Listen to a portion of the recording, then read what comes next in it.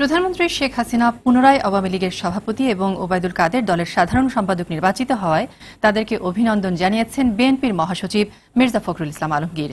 তবে বিএনপি আশা করে গণতন্ত্র ও মানুষের অধিকার ফিরিয়ে দিতে আওয়ামী লীগের সভাপতি ও সাধারণ সম্পাদক কাজ করবেন। রাজধানীর সেগুনবাগিচায় কচি কাঁচা ভবন মিলনায়তনে এক অনুষ্ঠানে তাৎক্ষণিক প্রতিক্রিয়ায় এই অভিনন্দন জানান ফখরুল।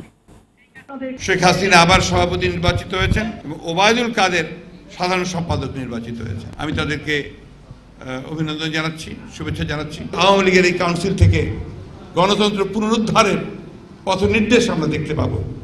আমরা আশা করেছিলাম যে প্রধানমন্ত্রী তিনি কিভাবে গণতন্ত্রে ফেরা যাবে, কিভাবে একটা সংলাপের আয়োজন করা যাবে, কিভাবে বিরোধী দলের সঙ্গে একটা সমঝোতা করা যায়, সেই ব্যাপারে তিনি পথ নির্দেশ দেবেন, একটা কথা বলবেন।